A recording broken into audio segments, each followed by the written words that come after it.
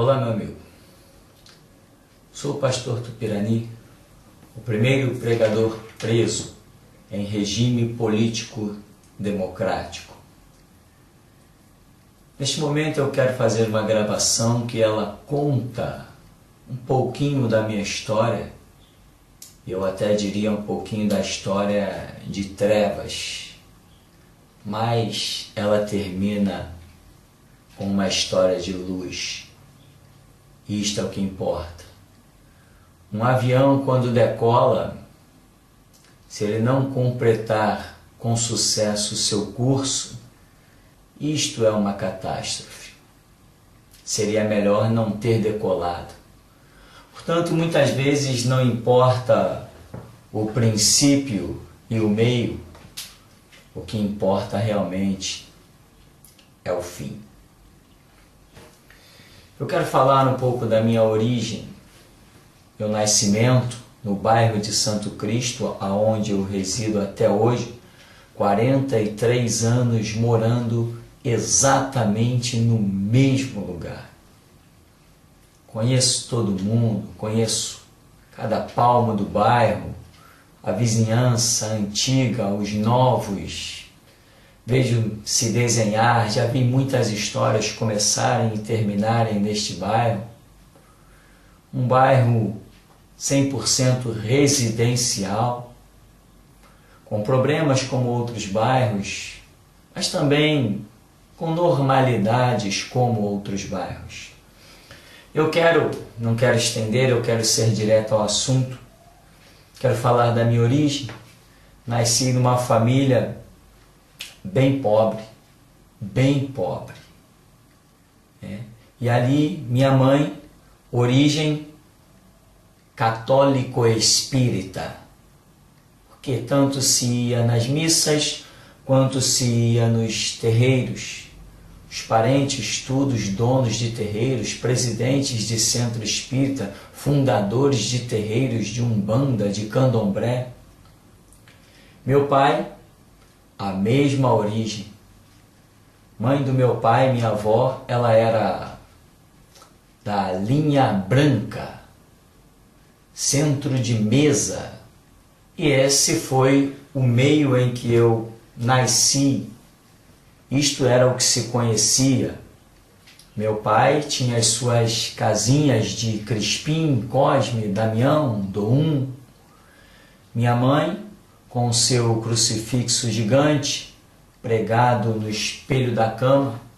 E assim foi a nossa vida, era o que conhecíamos.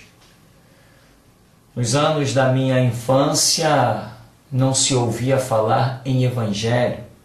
Bíblia era coisa do diabo.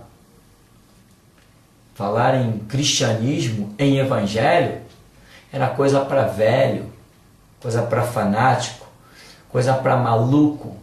Eram chamados Bíblias. Quando começou a aparecer evangélico no bairro de Santo Cristo, eram chamados de Bíblia, os malucos, os fanáticos. Louvado seja Deus por esses loucos, malucos, fanáticos. Graças a eles, o mundo teve novas oportunidades. Então eu nasci nesse meio, envolvido com todas essas coisas. A minha história era meia-noite, 2, 3 da manhã, 4, nos terreiros de Umbanda, Quimbanda. E ali aquelas consultas, fumaça de charuto, o passe, presente para um espírito, presente para outro espírito, uma garrafa de cachaça, um cachimbo, um charuto. Hoje eu sirvo a um Deus que não bebe cachaça, não fuma charuto, nem tem boca torta por causa de cachimbo. E assim então, nesse meio em que eu nasci, eu só poderia ter parado exatamente lá dentro, dos terreiros. E o que vimos lá dentro? Vimos muitas coisas, muitas histórias impressionantes, muitas coisas fantásticas, em que as pessoas ficavam presas. Tinha o espírito dos índios que iam se manifestar. E esses espíritos dos índios, quando o cidadão incorporava e perdia a sua memória, acontece isso, a pessoa incorporada perde a sua memória, isso é grave. Nós temos testemunhos de pessoas dizendo por aí, olha, eu não matei. E todo mundo acusando o cidadão, dizendo que ele matou. Não é? Nós vemos casos e mais casos aí. Mas o que acontece? Uma pessoa incorporada nestas religiões perde a memória. Então, quando a pessoa ia começar as suas sessões, as suas consultas, assoviava e sabe-se lá de onde, surgia uma cobra e enrolava no corpo da pessoa e ela ali vivia, passava toda a noite dando consulta com aquela cobra enrolada. Quando terminava a sessão, a cobra se desenrolava, ia embora para os telhados, sumia, ninguém mais via, até a próxima sessão. Casos semelhantes a pessoas que iam dar consultas, pegavam um punhal, atravessava de ponta a ponta no braço, dava consulta a noite inteira. Quando pela madrugada terminava-se a consulta, arrancava o punhal do braço e não tinha absolutamente nada, nenhuma marca, nenhuma gota de sangue. E isto nos impressiona. Quem vê uma cena dessa pode até dizer, isto é de Deus. Só que a Escritura, a Bíblia, diz que o diabo fará neste mundo sinais, prodígios e maravilhas que, se possível fora, enganaria até os escolhidos. Muitas coisas vimos ali. Era um ambiente pesado. Às vezes, meia-noite, tinha que todo mundo se recolher nos cantos dos terreiros. E eu, criança, adolescente, perguntava, mãe, o que é? E ela dizia, é o povo da rua que vai entrar. Tinha que tirar todo mundo do caminho, principalmente criança, porque dizia-se que eles odiavam criança. Isso me recorda uma passagem bíblica que Jesus disse, deixai vir a mim as criancinhas, porque dos tais é o reino dos céus, e os seus anjos, dia a dia, contemplam a face de meu Pai que está no céu. Mas no terreiro, não. Quando o povo da rua se manifestava, tinha-se que cobrir as imagens, as estátuas, que são muitas, e tinha-se que retirar tudo que era criança e todo mundo sair do caminho. E era um ambiente pesado, pesaroso, coisa realmente bem terrível. E ali fomos caminhando, crescendo, pisando no chão que enxergávamos. Não tínhamos outro chão para pisar. Pisávamos naquilo que existia, pegávamos naquilo que víamos. Fomos criados naquilo e assim caminhamos, fomos. E as coisas foram caminhando. Origem de pai, origem de mãe, era a mesma, era um caminho só. E como era a vida dentro de casa? A vida dentro de casa era um caos.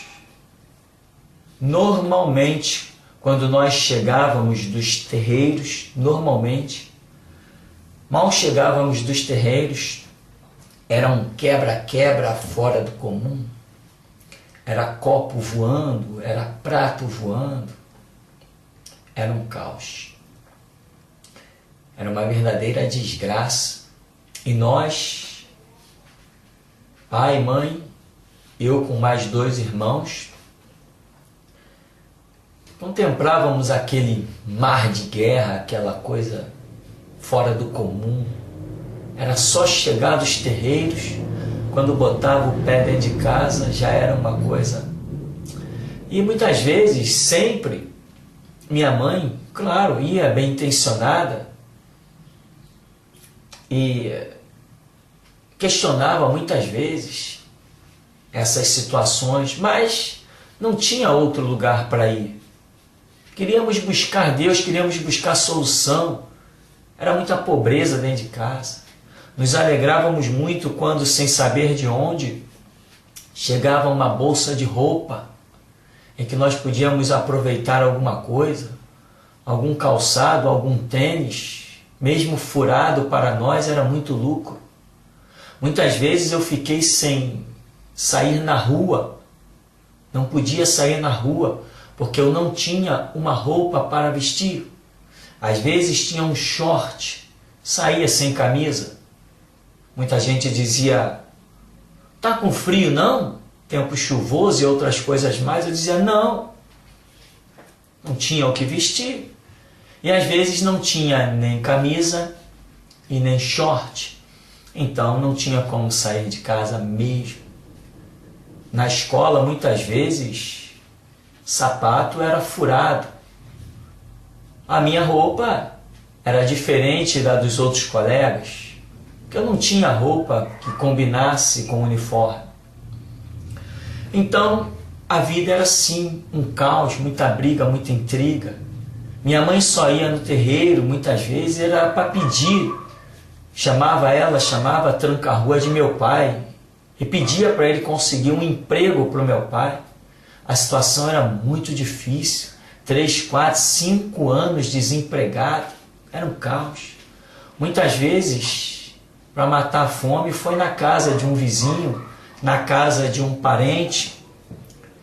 3 irmãos, cada um ia para uma casa. Meu pai e minha mãe ficavam dentro de casa, sofrendo a fome.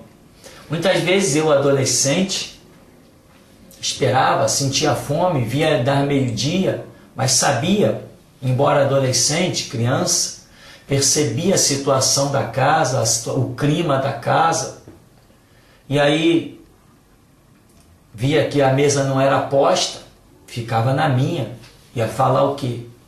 Não ousava nem chegar perto da minha mãe e dizer: mãe, quero comer, porque eu já entendia que tinha alguma coisa errada, já estava acostumado com a rotina da casa.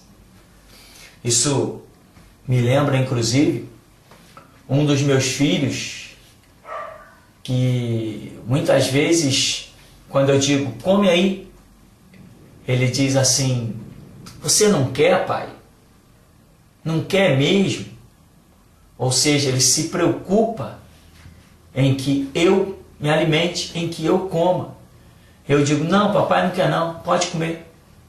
E ele vai e come, mas pergunta muito primeiro: tem certeza, pai, não quer não? E assim também esse mesmo sentimento eu já tive quando eu dizia: mãe, não vai comer não? E na verdade a minha mãe estava esperando que sobrasse nos nossos pratos para ela poder juntar alguma coisa e poder comer. Minha mãe chegou ao ponto de ficar 1 semana, 7 dias, se alimentando de café e cigarro. Isto era a vida do tempo do espiritismo e do tempo do catolicismo. E assim fomos nos criando, fomos vendo as coisas nesse prisma, nesse caos. Solução: vai para onde? Pula de um terreiro para o outro, um trabalho para o outro. Quantas vezes fomos às esquinas colocar trabalho? Para quem? Não sei. Diziam que ia dar certo, a gente fazia. Trabalhinho simples. A maioria dos trabalhos não podiam ser feitos, porque onde vai se arranjar dinheiro para quem está passando fome? Botar trabalho na encruzilhada, colocar despacho. Procurávamos um mato, um parque, para realar umas balinhas para alguns espíritos, que hoje eu sei e chamo de demônios, doem quem doer. Então, colocávamos os trabalhos. Muitas vezes, minha mãe pedia até dinheiro emprestado, porque acreditava que aquele trabalho, aquele despacho, ia trazer alguma solução.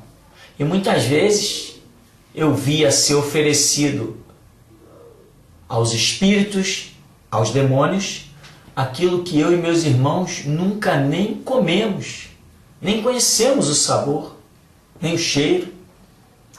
Essa era a vida que nós levávamos no tempo de espiritismo e no tempo de catolicismo. E assim fomos caminhando, né? Dentro dos terreiros nós vimos muitas coisas. Certa vez uma senhora chegou e disse assim para o tranca-rua: ô meu pai, não dá para fazer com que o meu marido pare de beber, não?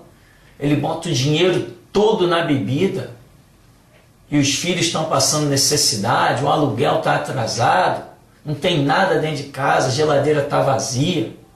E o tranca-rua disse assim: não, parar de beber não, porque quando ele bebe, eu bebo junto com ele. Esse mesmo tranca-rua, uma vez dentro do terreiro, uma mãe com uma criança pequena engatinhando se distraiu. E essa criança pequena foi bem aos pés da pessoa que estava possessa, endemoniada, com o tranca-rua.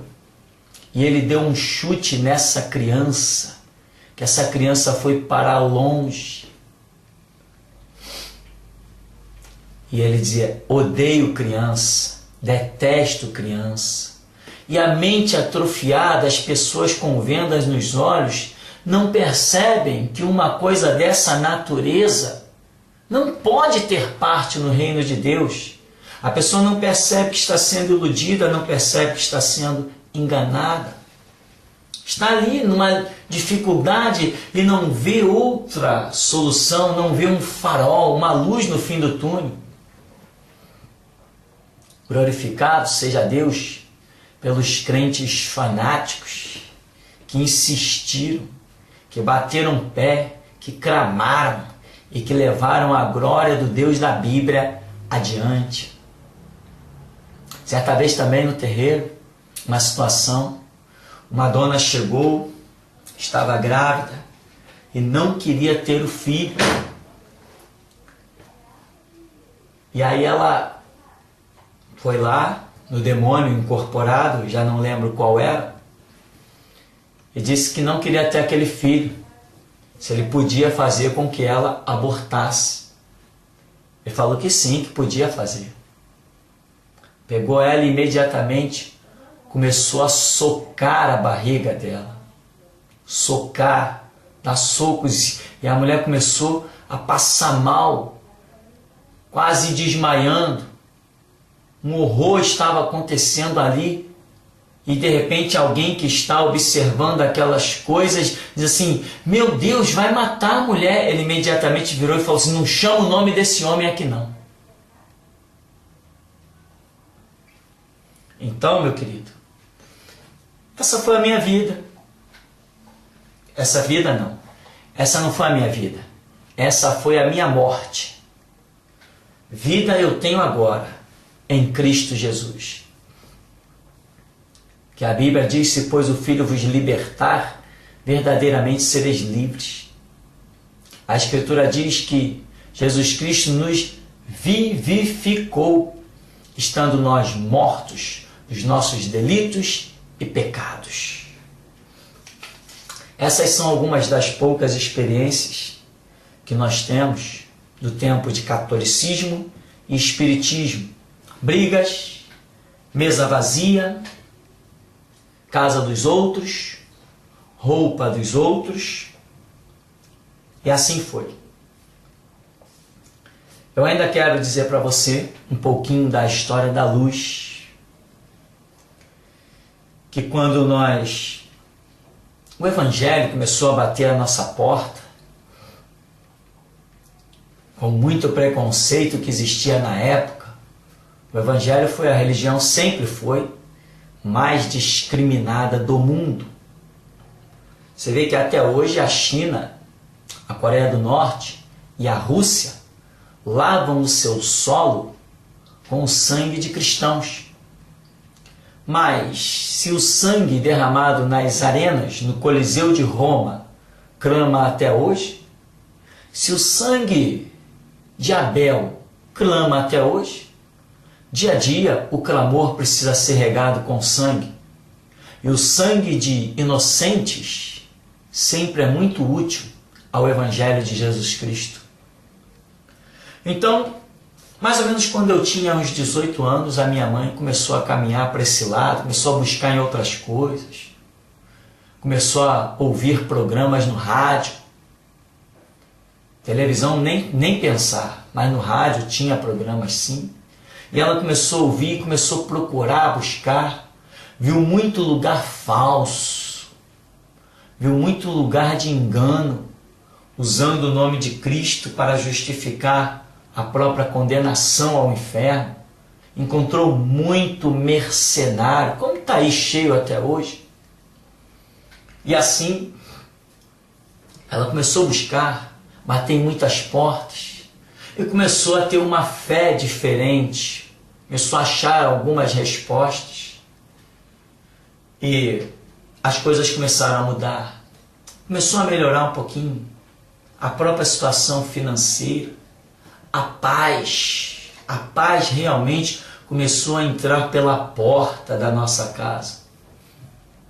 E aí então, com mais ou menos 22 anos de idade, eu mesmo conheci um pouco mais de perto a ideologia de Jesus Cristo, que se chama Evangelho, caminho, verdade e vida. E mais ou menos aos 22 anos, eu conheci essa glória chamada Jesus Cristo, o Todo-Poderoso. E a história da nossa vida realmente começou a mudar muito. Não é que não tenham havido provas, porque o reino de Deus não é para qualquer um. É para gente valente, gente determinada, de postura, gente que conhece a verdade e paga o preço da verdade. Tem que ter postura, tem que ser firme e constante, tem que conhecer a vereda da justiça e tem que pagar o preço de andar nela. Então, conhecemos o Evangelho, fomos provados como todo mundo o é. Evangelho não é para qualquer um. Reino de Deus não é para vagabundo.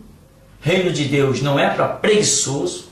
Reino de Deus não é para relaxado. Reino de Deus é para gente de muito valor, com postura, com dignidade, que assuma compromisso, que pague o preço da verdade. A verdade tem um preço. Ou será que Cristo crucificado já não é o bastante para confirmar isso?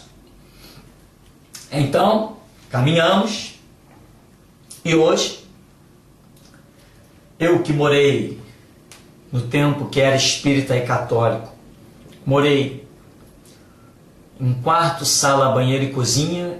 Eu e mais 2 irmãos dormíamos amontoados dentro de uma salinha, onde não tinha um ventilador.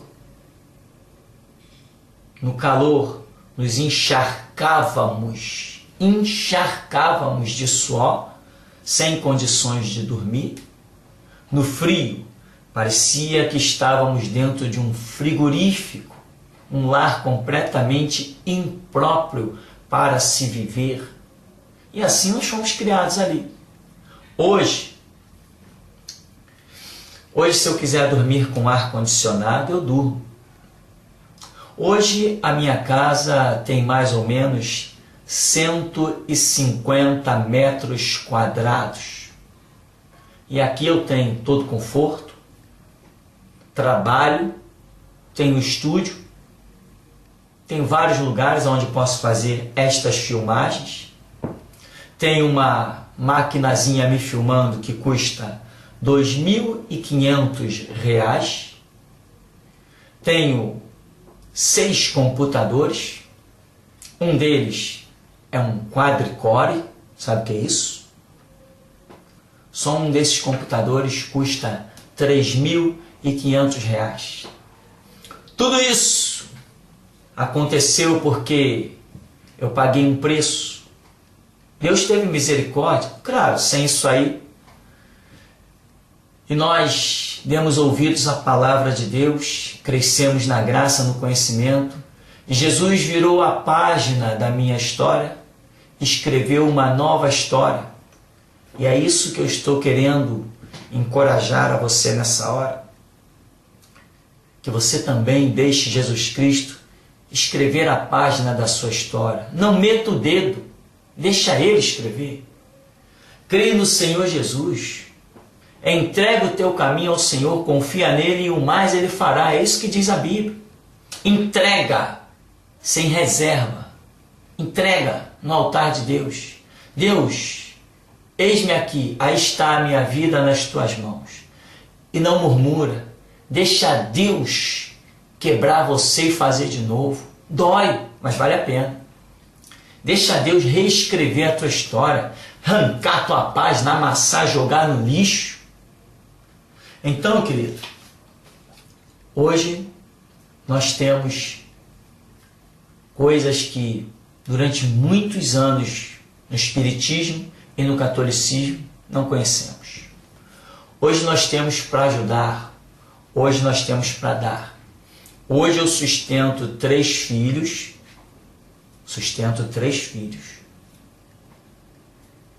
É muita despesa, como todo mundo sabe, mas o orçamento não é apertado.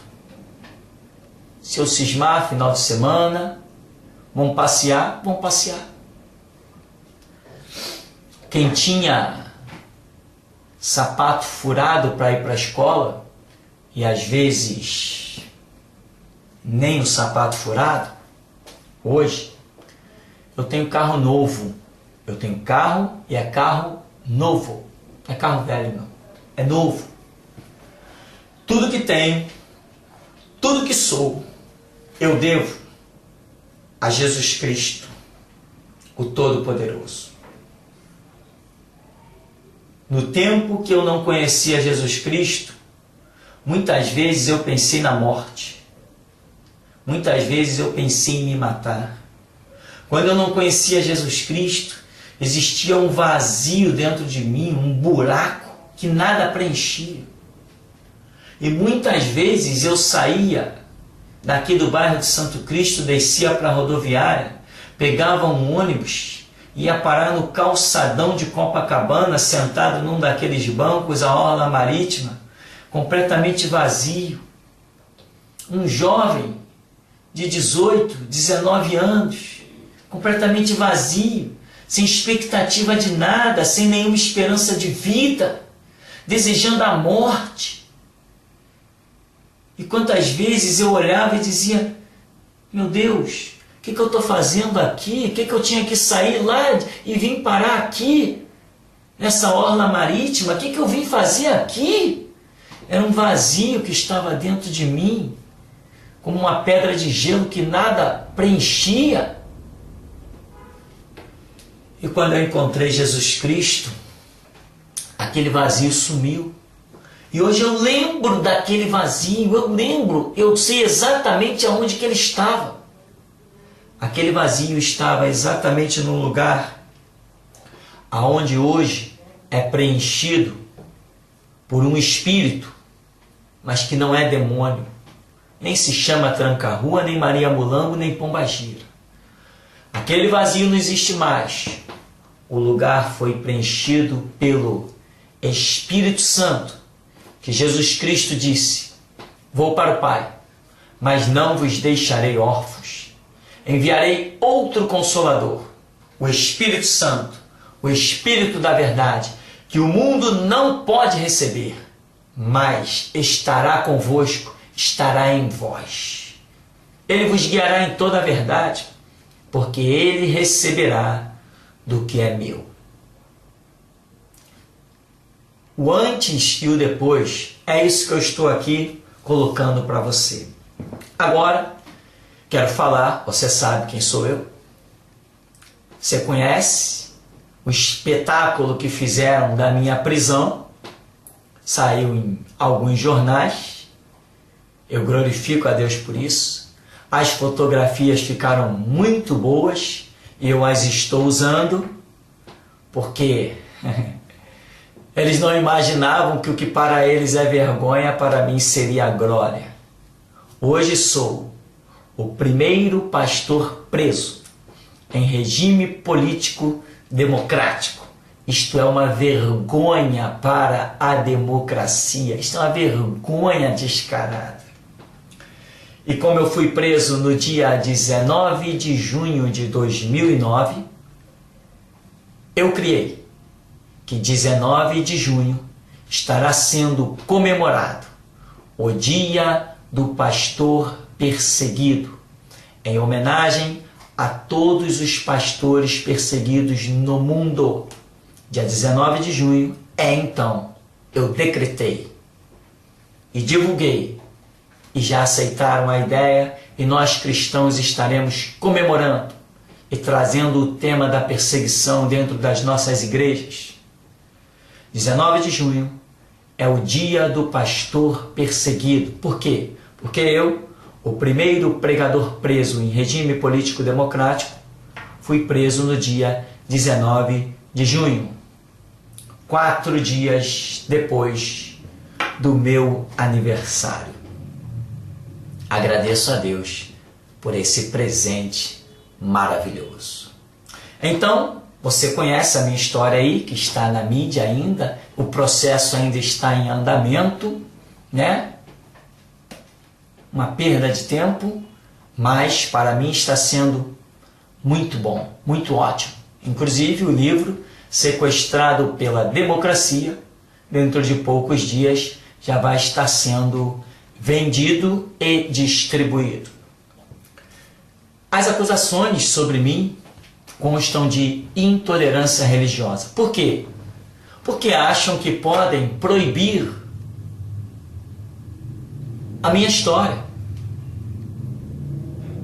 Querem que eu não mencione mais do meu passado. Eu servi demônios chamados Tranca-Rua, Pombagira, Maria Bulando, Sete Capa, Barqueiro, Exu Caveira, Iemanjá e tantos outros lixos. É a minha história. Conheço. Estou falando que vivi. Ou será que já não tenho mais o direito de falar da minha própria vida? Estão querendo apagar o meu passado. Mas um homem não pode viver sem história.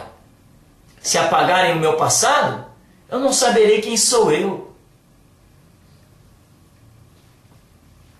Então, não vai ser possível apagar meu passado, porque eu não posso perder a minha identidade.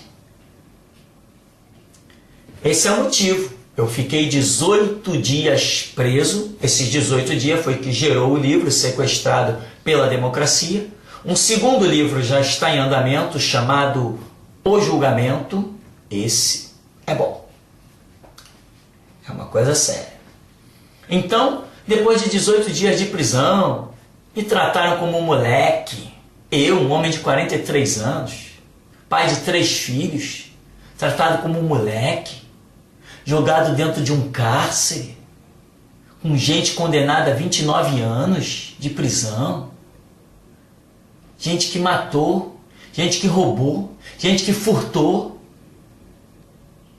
gente que enganou, defraudou, gente que apoiou o tráfico.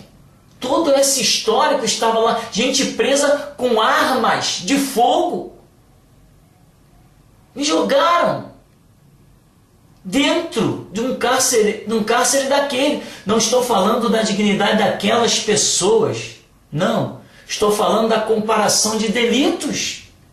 Pegarem a mim, um homem de 43 anos, pai de 3 filhos, jogar dentro de um cárcere, como se fosse um vagabundinho, como se fosse um pilantra. Por quê? Porque não resistem à minha história? Porque não resistem ao meu passado negro? Não admitem que eu fui lixo e hoje sou uma glória? Não admitem que eu servi a Satanás e agora sirvo a Jesus Cristo? E quem foi que pediu a admissão de quem quer que seja? falo o que eu quiser, não devo nada a ninguém. Me joguem no cárcere de novo. Quem sabe não tem outro livro para ser escrito. Eu te garanto, quando o livro sair, ninguém vai gostar. Ninguém vai gostar. A carreirinha vai do começo ao fim. Porque aqui, não tem papa. Então, a minha história eu estou colocando. E Deus me fez uma promessa. Sabia que Deus é vivo? Sabia que Deus fala? Sabia que eu já ouvi Deus e ouço constantemente? Sabia? Pois bem, Deus me fez uma promessa. Que tudo que eu gravasse aqui dentro deste estúdio, Ele transformaria em salvação de almas. Isso aqui é glorioso.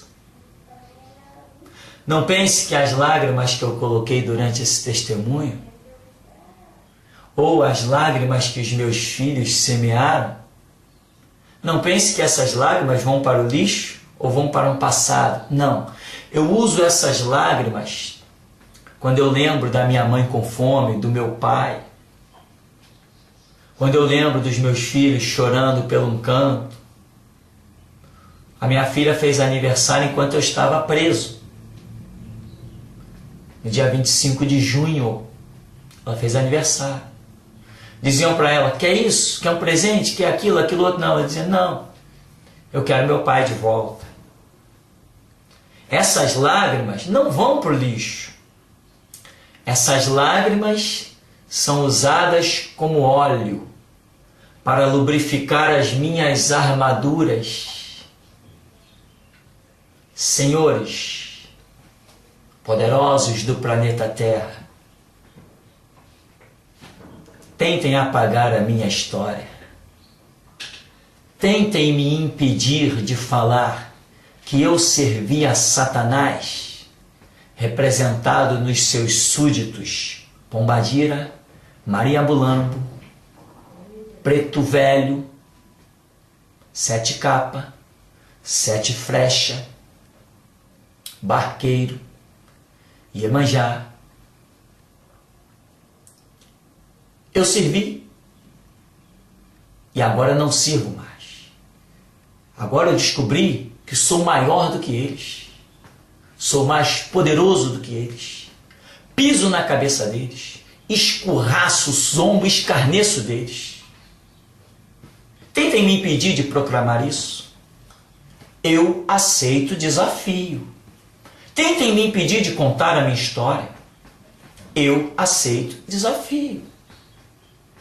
Está compreendendo? Ninguém me cala. Sabe por quê? As minhas lágrimas não são só por mim. São pelos que eu sei que ainda estão no mesmo lugar, na mesma situação espiritual que um dia eu estive. Hoje, eu como do que eu quiser. Não existe nada no mercado que eu diga é caro e eu não posso comprar. Porque Jesus Cristo fez isso comigo. O meu carro não é 0 quilômetro, porque eu não quero que ele seja. Entendeu? Porque Jesus Cristo mudou a página, mudou a história da minha vida por completo. Eu amei a sua palavra e ele me amou. Porque a Escritura diz, aquele que tem os meus mandamentos e os guarda, esse é o que me ama. O que me ama será amado por meu Pai, eu também o amarei e me manifestarei a ele. Portanto, as minhas lágrimas não são só por mim, pelo passado, por emoção, não é só isso não. No mesmo lugar de onde eu saí, tem outros lá. Nesta hora, já tomei meu café, daqui a pouco vou jantar, deito na minha cama confortável, não sinto frio. Se tiver com frio, levanto, pego um cobertor melhorzinho, acabou. Meus filhos não estão em nenhuma dificuldade, qualquer necessidade deles, eu telefono, logo está chegando a encomenda aí na porta. Porque porque Jesus Cristo fez isso na minha história. Só que eu não estou pensando só nos meus filhos. Eu sei que eu vou dormir sem fome hoje, e meus filhos também. Mas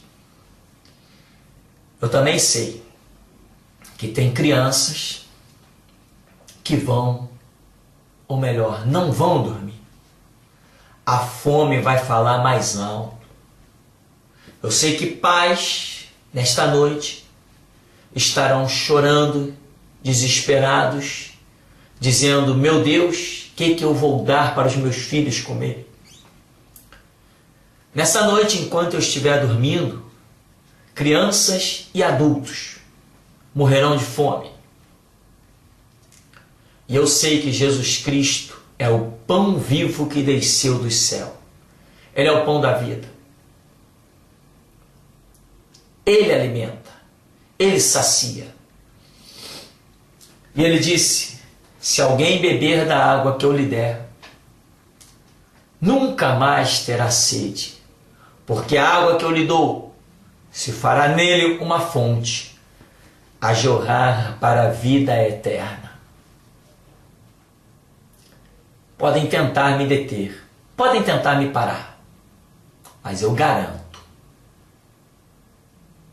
se tiver um ouvido do meu lado, vai ouvir a minha história. E também eu alerto, não é tão fácil me parar não. Aliás, já deu para notar, né? Já deu para notar que quem anda com Jesus Cristo é a maioria. A Escritura diz: maior é o que está conosco do que o que está no mundo. Há um Deus vivo e eu conheço Ele. Há um diabo também, há Satanás, e eu também o conheço. E você, já conhece as trevas? Experimente agora, venha para Jesus, conheça a luz.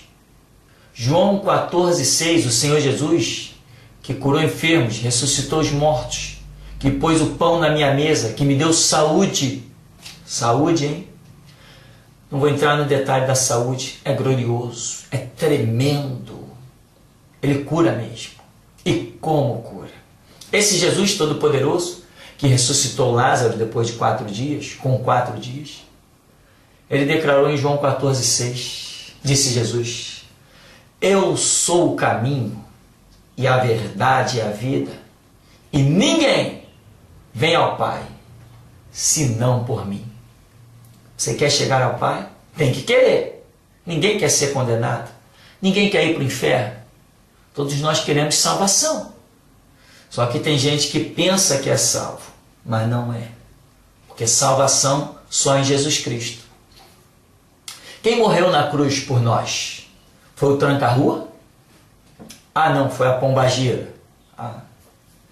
Foi o preto velho que morreu na cruz por nós. Foi ele que derramou o sangue. Foi o sete capa que usou a coroa de espinho por mim e por você. Quem carregou a cruz na via dolorosa, hein? Foi a pombagira? Se você quer seguir alguém, meu amigo, siga alguém que fez alguma coisa por você. Siga Jesus Cristo. Peça que Ele abra a sua mente, o seu entendimento. Pare de ser capacho de espíritozinhos vagabundos por aí. Entendeu? Esse vídeo vai estar na internet, provocando muita gente, claro, provocando muita gente, porque as pessoas acham que eu não tenho direito a contar a minha história. Só que eu não peço a opinião de ninguém. Vou continuar contando a minha história. Vou continuar. Então, querido, talvez para que a sua história mude, precise acontecer com você o que aconteceu comigo. Para que a minha história mudasse, foi necessário mudar, primeiro, a minha religião. Dizem por aí que todos os caminhos levam a Deus. Só se for o Deus desse século chamado diabo. Porque caminho para Deus eu só conheço um. Jesus Cristo. Só um derramou sangue por nós. Só um despiu-se da sua glória e habitou entre nós. Só um. E ele disse: ninguém conhece o Pai, senão o Filho. E ninguém conhece o Filho, senão o Pai. Ninguém chegará ao Pai, senão apresentado pelo Filho. Esta é a ideologia do Evangelho. A minha história ainda pode ser contada aqui no bairro de Santo Cristo, na mesma rua onde eu moro há 43 anos. E se Deus não me mandar mudar, eu não vou mudar. Ainda tem pessoas idosas que me viram nascer e se criar.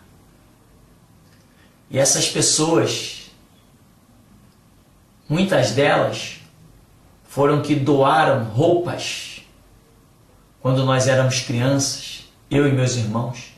Essas pessoas que ainda vivem idosas, doaram roupas para que nós pudéssemos, num dia de chuva, ter como ir para a escola. Numa época de frio, ter como se agasalhar. Essas pessoas ainda vivem.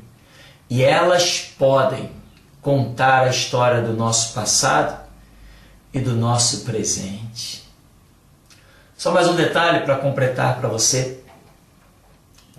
Quando eu ia para a escola, eu e meus irmãos, nossa dificuldade de aprendizado era muito grande. E os professores diziam: não consegue entender, não consegue compreender. Achavam que nós éramos alunos inferiores. Mas não é a verdade.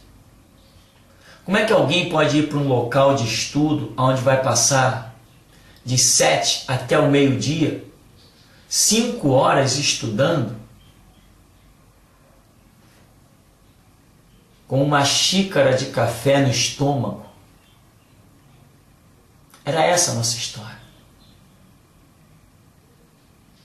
Depois que a situação melhorou, quando Jesus Cristo entrou na nossa casa, em que eu já poderia ir alimentado para o colégio, os professores pediam que eu desse aula para os meus colegas. Por quê? Como diz o provérbio, né? Corpo sã, mente sã, ou mente sã, corpo sã. Você não pode estar com fome e tentar raciocinar, não funciona. Então isso também era um detalhe que acontecia. No tempo que eu frequentava os terreiros, eu tinha medo até quando em casa estava tudo calmo, quieto. Eu tinha até medo de falar, para que o som da minha voz não quebrasse aquele silêncio, porque eu sabia que a qualquer momento um escarcéu aconteceria, muitas brigas. E eu ia para a escola, na época do primário, e professoras, jovens professoras e às vezes estagiárias, na minha época tinha muito isso, estagiário, muitas vezes vinham conversar comigo. Você não gosta da turma? Você é tão quieto, você é tão calado, você fica tanto no canto, o que é? Você não gosta da turma? Você tem algum problema com alguém? Eu dizia: não. Aquele meu estar quieto num canto era um pouco do trauma da minha casa. Por quê? Porque servíamos a demônios. Eu disse demônios. Não gostaram ou gostaram? Não faz diferença. O testemunho está aí. Doa em quem doer. Eu vou ficando por aqui. Pastor Tupirani, o primeiro pregador preso em regime político democrático. E não esqueça, 19 de junho, o dia do pastor perseguido. Deus te abençoe. Seja valente. Se você tem uma história, tem o direito de contá-la. Não aceite ser calado. Deus não conta com covardes, só conta com valentes. Deus te abençoe. O da Bíblia.